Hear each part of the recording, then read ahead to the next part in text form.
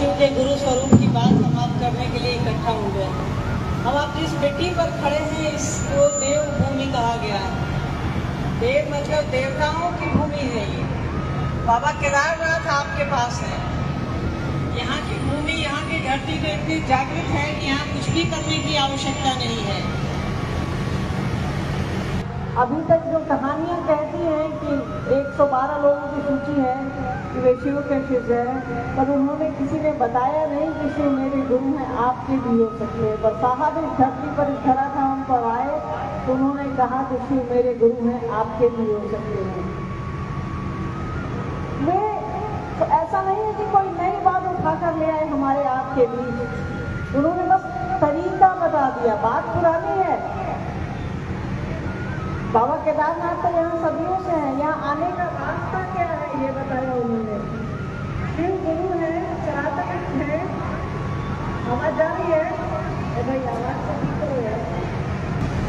देखिए साहब ने, मेरी आवाज आ रही पीछे, साहब ने एक रास्ता बताया हमको आपको कि किस रास्तों पे चलकर भगवान शिव को अपना गुरु बनाया जा सकता है। शास्त्र कहते हैं कि भगवान शिव गुरु है, जगत गुरु है, विश्व गुरु है, गुरुओं के गुरु है, गुरुआधिपति है, गुरुओं के अधिपति है, उनसे ऊपर कोई नहीं। सब कुछ उनसे हम आप मानते हैं, घर मानते हैं, परिवार मानते हैं, बच्चे मानते हैं, बेटा बेटी मानते हैं, क्या नहीं मानते हैं। तो आपने कहा कि वो ज्ञान भी देते हैं, सब कुछ देने के अलावा वो ज्ञान भी देते हैं। वो सृष्टि करता है, सृष्टि में ही सब कुछ है, ज्ञान भी इसी सृष्टि में है। सब कुछ मानते हैं, जो सबसे जरूरी चीज है ज्ञान बुद्धि, उसको छोड़ देते हैं। देखिए ना, हमारे आपके सामने उदाहरण रामलीला का मैदान में हम आप यहीं बैठे हैं। हर साल यहाँ रामलीला हो रही होगी और कमों के हर साल यहाँ रावण को मारा जाता होगा। यह रावण को मारने का क्या अर्थ है? उस अज्ञानता को मारा जाता है। वो एक अज्ञानी के रूप में जो वहाँ गए और उन्होंने सीता का हरण कर दिया, तो उस बुद्धि को मारने का प्रयास किया जाता है, उस सोच को मारने का प्रयास किया जाता है। रावण के बारे में कहा जाता है कि शिव के बहुत बड़े भक्त हैं। उन्होंने सब कुछ मांगा शिव से। महादेव को उन्होंने कहा कि आप 55 में मुझको 10 से चाहिए, मुझको 10 आनंद रहेगा। उन्होंने सोने की लंका मांगी जो जिसको महादेव ने अपने लिए बनाई थी, सब कुछ मांग लिया और उन्होंने बुद्धि नहीं मांगी, ज्ञान नहीं मांगा, समझ नहीं मांगी।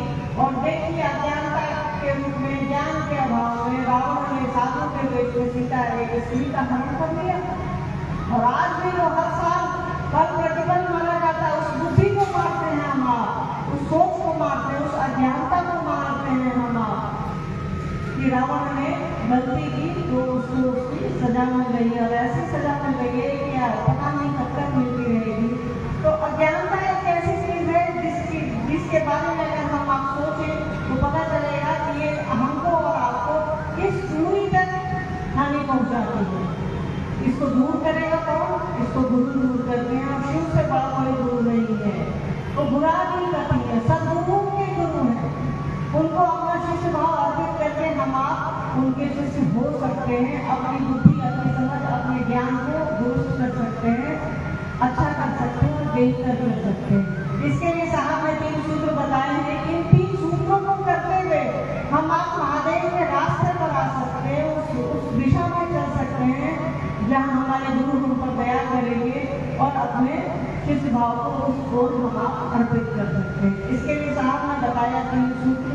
पहला सूत्र है कि संबंध बनाना है। कोई भी भाव, कोई भी संबंध, कोई भी रिश्ता तो भावे से बनता है, चाहे दोस्ती का हो या पड़ोसी का हो या दुश्मनी का हो या प्रेम का हो। तो उन्होंने कहा कि शिव को अपना गुरु बनाइए, अपना समझिए। ये शिव आप मेरे गुरु हैं, मैं आपका शिष्य हूँ, मुझे शिष्य पर दया करिए। मेरा आगे देखिए, हमको आप सबको याद होगी कि हमने चप्पल कहाँ खोली है, सबको मालूम होगा। क्यों याद होगी? क्योंकि वो आपकी चप्पल है और मेरी चप्पल है, सबको याद है। एक बात भी यहाँ छूट जाएगा ना तो आपको याद रहेगा कि वहाँ गए थे रामलीला के प्रांगण में, वहाँ वो रुमाल मेरा छूट गया है। क्यों? छोटा सा कपड़े का टुकड़ा होता है, वो उसका भी क्या महत्व? क्योंकि उसका यही महत्व है कि वो आपका है। उसको खरीदने में आपके पैसे लगे होंगे, तो आप फील करते हैं कि ये मेरा है, ये मेरे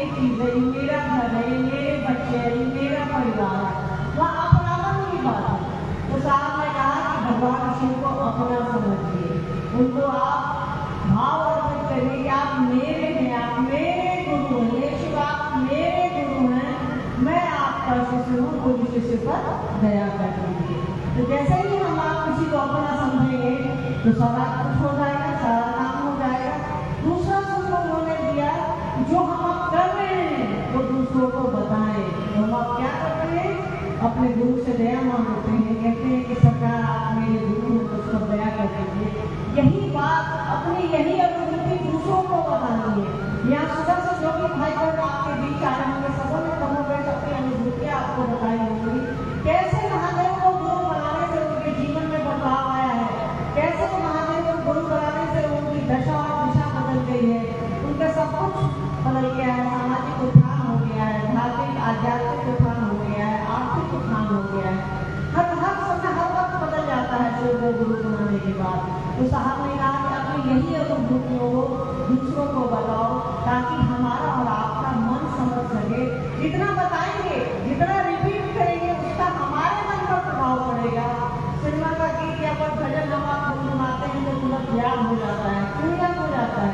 क्योंकि उसका दोहराव करते हैं, उसको बार बार दोहराते हैं। एक बार नहीं याद होता है तो दूसरी बार नहीं होता है तो तीसरी बार। तो साहब ने बताया कि दूसरों को बताइए कि शिव आपके गुरु हैं, उनके भी हो सकते हैं। तीसरा है नमः शिवाय से अपने गुरु को प्रणाम करने की कोशिश करनी है। साहब ने कहा कोशिश करिए, उनको मालूम है कि हमसे आपसे नहीं होगा। हम आप इस दुनिया में है, इस सृष्टि में है, इसका अपना प्रवाह है, ये शराबत है, ये चलती रहती है। इसका हमारे आपके दिमाग पर, हमारे आपके दिल पे प्रभाव ज्यादा है। तो हम आप कोशिश करें कि अपने गुरु को नमः शिवाय से प्रणाम करें। और नमः शिवाय पंचाक्षर मंत्र है, ये सृष्टि का पहला मंत्र है जो हमको हमारे आपके गुरु का मंत्र है, तो शिव का मंत्र है जिनको सदाशिव कहा गया, महाकाल, महामृत्युंजय सब कुछ कहा गया। पंचाक्षर मंत्र यही है, 5 अक्षरों का मंत्र है, इसीलिए इसको पंचाक्षर कहा गया है। इन्हीं 3 सूत्रों से अपने गुरु को प्रणाम करना है और उनसे दया की याचना करनी है। अपने मन को इस स्थिति में ले जाना है कि शिव हम पर और आप पर दया करें और हम आप एक सही जीवन जी सके, आगे बढ़ सकें, दूसरों को प्रेरित कर सकें। ये नई बात नहीं है, सभी शास्त्र, सभी किताबें हमारी ये कहती है कि शिव गुरु है, उनको पंचानन कहा गया है, सदाशिव कहा गया है, महेश्वर कहा गया है, परमात्मा कहा गया है। ये सारी धार्मिक पुस्तकें, आध्यात्मिक पुस्तकें ये कहती है कि शिव सब कुछ है हमारे। तो हमको आपको जब भी कोई समस्या आती है तो हम लोग सबसे पहले शिव को याद करते हैं। आप जनरली सामान्य लोग ज्योतिष के पास जाते हैं, कुंडली बनाते हैं, कुंडली बनाते हैं, तो जो लोग कहता है कि आपका सब कुछ है खराब है, तो लोग कहता है कि महादेव के पास जाइए, महादेव की पूजा करिए, महामृत्युंजय कराइए, रुद्राभिषेक कराइए ताकि आपका समय ठीक हो सके। देखिए साहब ने क्या किया है कि लोगों को कहा जाता है कि जब सब कुछ खराब है तो शिव के पास जाइए। साहब ने कहा कि अरे भैया जब खराब है तभी जाओगे, अच्छा है तो नहीं जाओगे। उन्होंने कहा कि अपने जीवन में हमेशा शिव को शामिल करिए, अपने गुरु को हमेशा शामिल किए रहिए ताकि वो अपनी दया आप पर बरसाते रहें। देखिए ये कितनी बड़ी बात है, शिव को हम आप गुरु बना रहे। देवताओं का कोई अधिकार नहीं कि वो डायरेक्ट शिव को गुरु बना सके। देवताओं के गुरु बृहस्पति है और कहा जाता है कि बृहस्पति के गुरु शिव है। महान शिव बृहस्पति के बारे में कहा जाता है कि वो शिव के शिष्य थे। राक्षसों के गुरु शुक्राचार्य और शुक्राचार्य के गुरु भगवान शिव है। और हम आप साहब इस धरती पर आए हैं कि उन्होंने डायरेक्ट हमको और आपको कहा कि शिव को गुरु बनाओ। तुमको किसी माध्यम की जरूरत नहीं है, बस और बस मन की जरूरत है, प्रेम की जरूरत, और कुछ भी नहीं चाहिए। शिव को अपनाने के लिए, शिव की दया पाने के लिए हमको और आपको बस मन चाहिए। मन छोटी सी चीज है, मन जो हम आप कहते हैं कि आज मन नहीं है खाने का तो नहीं खाएंगे, आज मन नहीं ठीक लग रहा है, आज मूड अच्छा नहीं है, बस वही मन साहब ने कहा यही मन तो चाहिए जो शिव को अपना गुरु समझे, अपना गुरु बनाए और उसको अपना समझे। इसमें कोई भी नई बात नहीं है, बस समझना है, समझने का फेरा है कि आप उसको समझिए कि शिव मेरे हैं और दूसरों को बताइए कि शिव मेरे गुरु है, आपके भी गुरु हो सके। बस दुनिया में इससे आसान विधा कुछ नहीं है। अभी सतीश जी ने कहा था कि सबसे आसान है, आप जिस भाषा में सोचते हैं, जिस भाषा को समझते हैं, मन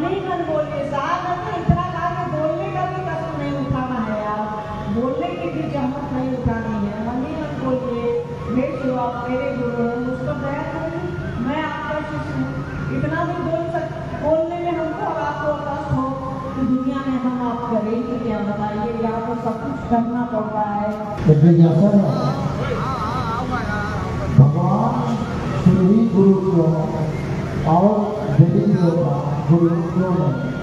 देखिए जिज्ञासा है कि भगवान शिव को ही गुरु क्यों बनाया जाए और देवी देवताओं को गुरु क्यों नहीं बनाया जाए? एक छोटा सा मेरा सवाल है कि अगर आप महादेव न करें, अगर आप बीमार पड़िएगा तो मेरे पास आइएगा या डॉक्टर के पास आइएगा? बोलिए, डॉक्टर के पास आइएगा मेरे पास? तो बोलिए नहीं, डॉक्टर के पास आइएगा ना? सीधी बात है, जो इस काम को करेगा उसी के पास जाइएगा।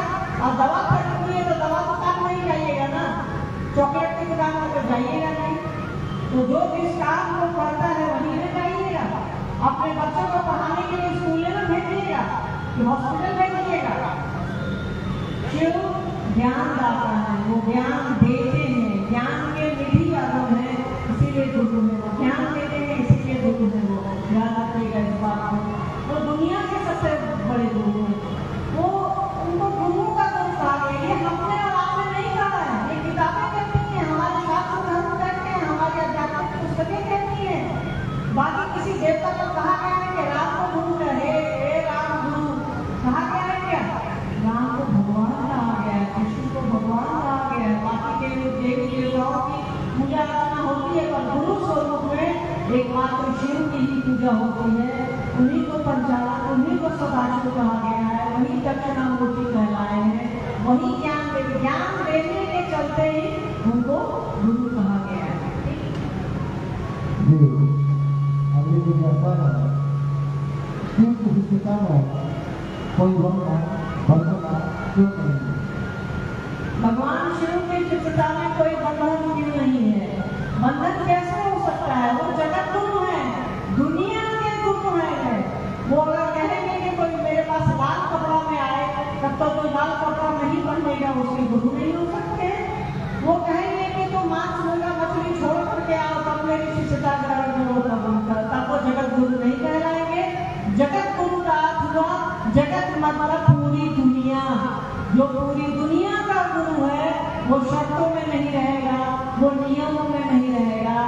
कोई भी शर्त, कोई भी वर्जना, कोई भी नियम वहाँ लागू नहीं हो सकते, क्योंकि उसको तो वो एक ऐसा स्कूल है जहाँ सभी बच्चे पढ़ सकते हैं, चाहे वो किसी जाति, किसी पंथ, किसी संप्रदाय का हो, कोई गोरा हो, कोई काला हो, किसी के पास कितने पैसे हैं उसको मतलब नहीं है। वो बस ज्ञान देने के लिए बैठा है। वो वहाँ जाति पूछने के लिए नहीं बैठा, वो वहाँ धर्म पूछने के लिए नहीं बैठा है, वो बस ज्ञान देने के लिए बैठा है। जगत गुरु की कुर्सी पर कोशिश बैठे हैं, वहाँ वर्तना कैसे हो सकती है? सभी वर्तनाएं वहाँ अपने आप तिरोहित हो जाती हैं, सभी छोटी संप्रदाएं वहाँ अपने आप तिरोहित हो जाती हैं, तो वर्तना कैसे लगेगी वहाँ? अभी तो जैसा है जो हम लोग आंखों में कंगन पहनते हैं, 12 दानों का होता है,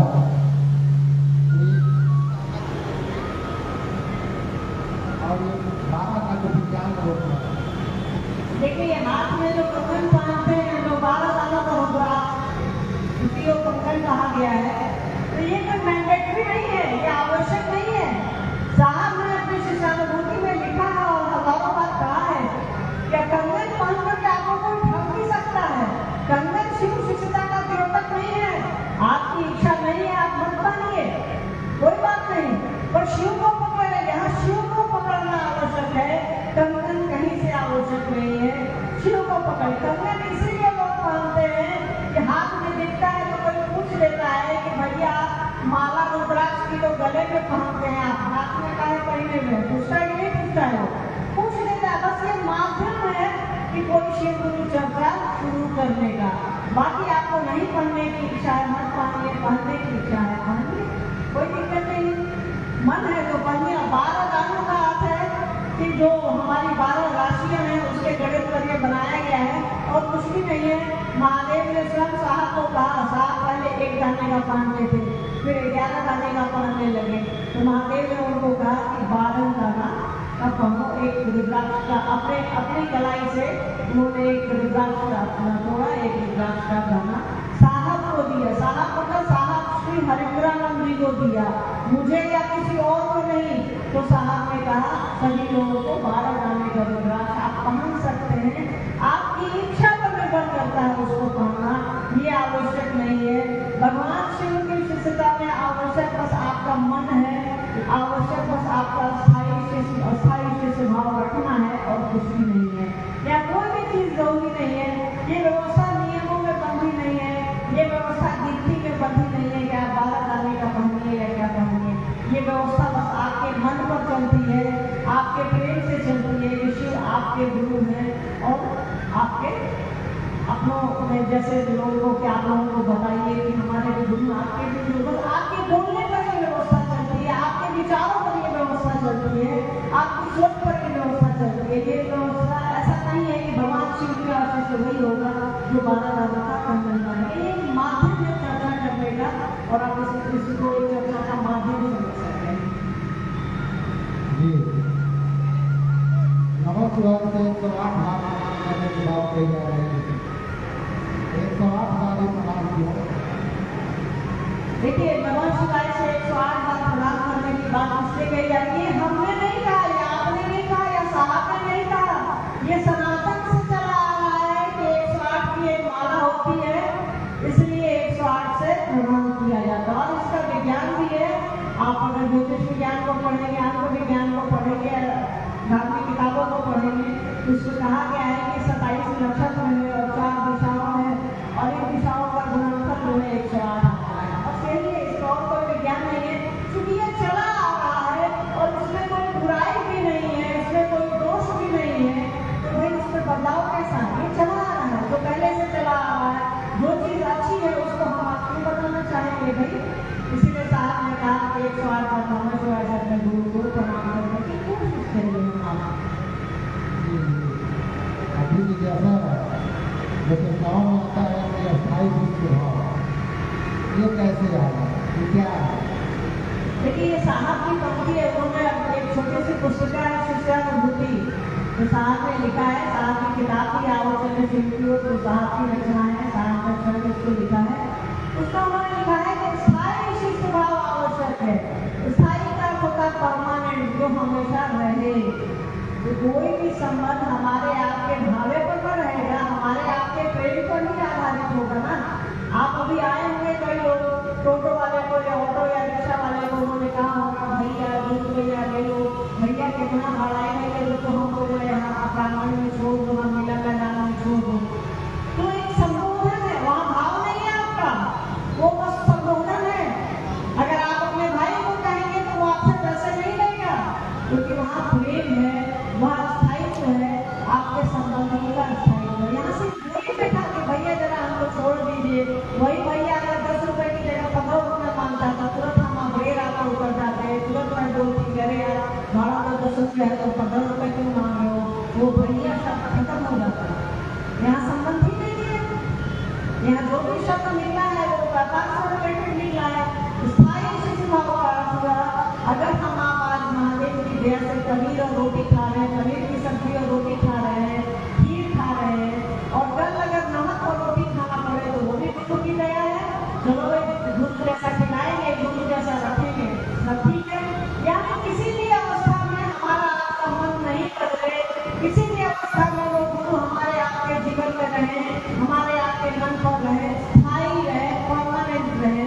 तो स्थायी तो बस एक शिव है और तो कुछ भी लेते हैं नहीं, और तो कुछ स्थायी नहीं है। तो शिव भाव हमारे आपके मन में हमेशा रहे, कभी खत्म नहीं हो। यही स्थायी शिष्य भाव, जिससे ही हमारा आपका संबंध बनेगा, हम शिष्य बनेंगे और वो गुरु बनेगा, हमारा मन आपका मन चेला बनेगा। यही स्थायी शिष्य भाव। और भगवान शिव की चिंता में इसके अलावा और कुछ भी नहीं चाहिए। आपका मन इस बात को पकड़ रहे कि शिव आपके गुरु हैं, देखिए कमाल हो जाएगा। साहब ने कहा है कि अगर हम आप शिव शिष्य हो जाए, हमारा आपका मन अगर महादेव के सामने झुक जाए, तो ये धरती जगह छोड़ सकती है, आसमान अपनी जगह बदल सकता है, आसमान झुक सकता है। सोचिए एक शिव शिष्य में कितनी ताकत है। उस